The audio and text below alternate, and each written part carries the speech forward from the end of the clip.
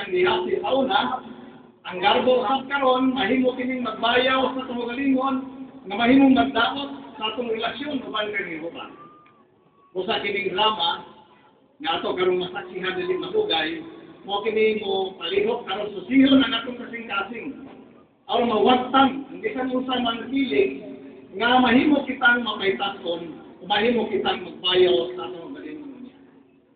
Busa ato kamong nakitong pagpahilo na kung tagsatalsan niya ng mga lingkuranan, panahon nato, patalinghogan nato maayo kung unsa man ang nindot ng mga leksyon nga atong makuha nining Mount Drama.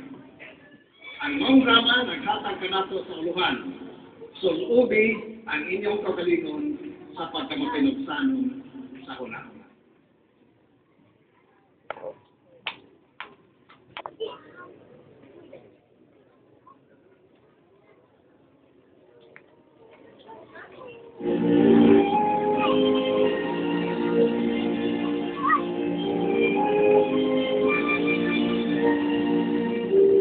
Kang manalag ng isip o sa iyang katabang na si Gehazi.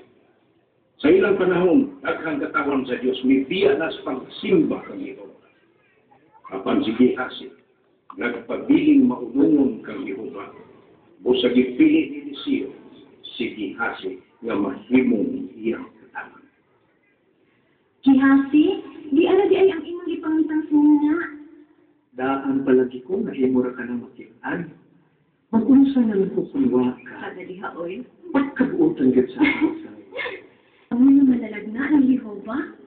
Bisan ako di makatuho. Nangalangin kinigikan ni Yehova. Apan, Mga ginikanan. Makita rabitaw na ako sila adlaw-adlaw. O gawas pa, daghan kag paryenteng mga lalaki nga mo at naman sa uma kung wala ka. Manang Gehazi, karon ka na ba di ay mugikan? Pag ayo-ayo niha. di ko mahimong mulakaw na di makapanamilit sa akong pinalanggang mga manggod.